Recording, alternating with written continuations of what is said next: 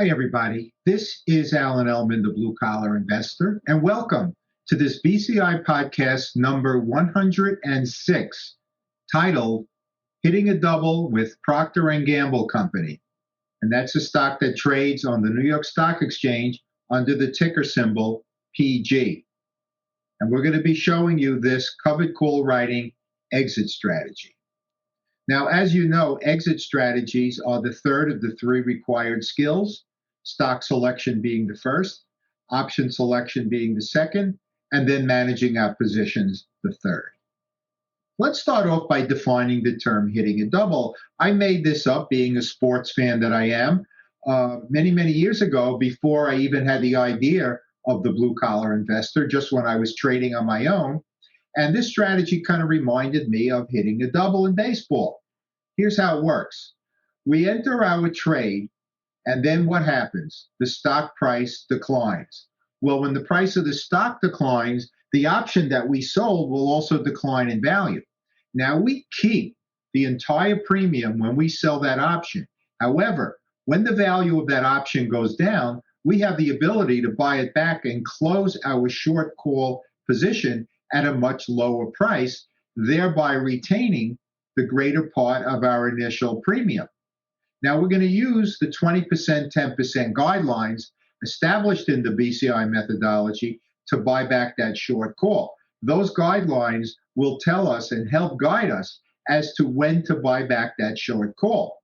So in the first half of the contract, we'll buy it back when the price goes to 20% or less than the amount we originally sold the option for. And in the second half of the contract, if it drops to 10% or less than the original option value when we sold that short call. Now, in the hitting a double strategy, once we buy back that short call, we can wait a couple days, maybe even up to a week if this happens in the first half of the option contract, and see if the price of the stock recovers.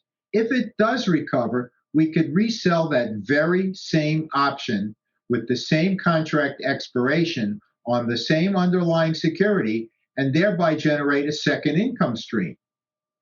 So that's the strategy, and we're going to show you how we used it with Procter & Gamble.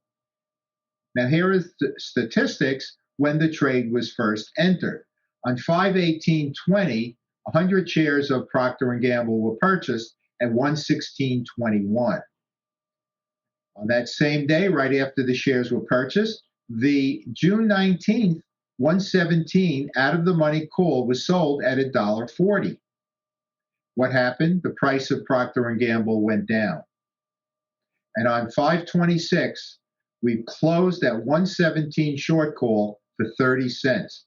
That's approximately 20% of the $1.40 per share we received when we first sold that covered call option. Now, a couple days later, what happened?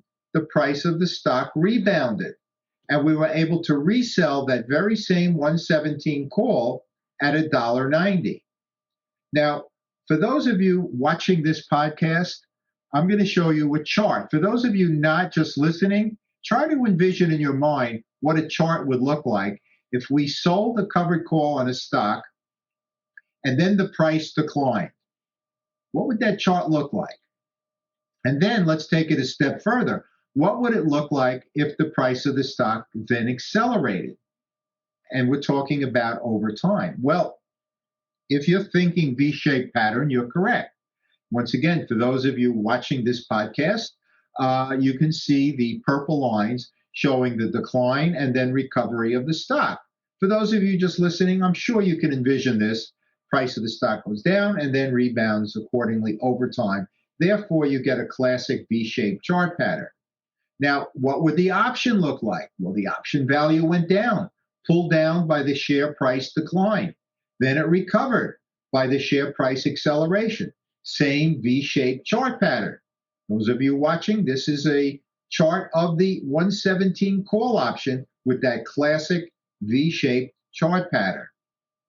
Now, how do we enter this into the BCI calculators? We're looking at the multiple tab now of the Ellman calculator. For those of you just listening, let me describe the information we fill in. On the top row, we have the stock price at 116.21. The option value for the 117 call was $1.40. And the return on our option in the brown cells for those looking on was 1.2%. If Procter & Gamble moved up to that 117 call, that would result in an additional 0.7% for a potential 1.9% maximum return. Well, what happened? Well, we closed that short call. We closed that short call at 30 cents. So we have to deduct 30 cents from the $1.40, and now we enter in the option column $1.10. Well, $1.10 on the same initial investment of 116.21 per share now represents a 0.9% return. The upside potential remains 0.7%. So it went from 1.2 down to 0.9. But then, folks, the price of the stock accelerated, allowing us to hit a double, and we resold that same 117 call for an additional 190. And that brought up our net option profit to $3. So it went from 140 down to 110, and from 110 up to $3. That was our net option credit. That represented a 2.6% 1 month return, the same 0.7% upside potential, meaning that we had an opportunity for a max return of 3.3%. So we went from 1.2 and more than doubled it to 2.6 using this hitting a double exit strategy. Let's summarize. Exit strategies are difference makers. I don't know how else to define this, folks. If you're not using exit strategies, you're missing out on a lot of money. Now, we could use the 20%, 10% guidelines to help guide us as to when to close that initial short call position when these opportunities arise. They don't always arise. We don't always have opportunities for exit strategies, but when we do, we must be prepared and jump all over it. Now, you can use the BCI calculators, as you've seen and listened to in this podcast, to assist in these trading decisions. Now, in this particular real-life example with Procter & Gamble, you could see the time value return more than doubled.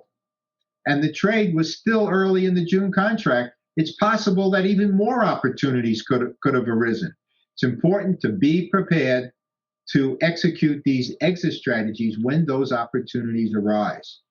Now, what would have happened if the price of Procter & Gamble continued to decline? We couldn't hit a double. Well, we already closed the short call position.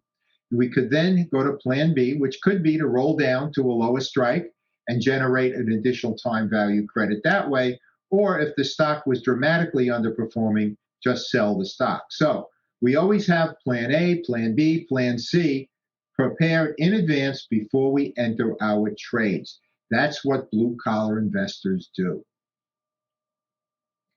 Now, I want to just bring to your attention, as I always do during these podcasts, our best and most comprehensive investment package, the BCI Package, which includes 6 online video courses, which includes exit strategies for covered call writing, 6 calculators developed by the blue-collar investor and found only on the BCI site, and 5 of our best-selling books in ebook format, and along with 13 months of premium membership, which does include our ongoing and never-ending video training, along with all of our stock screening reports.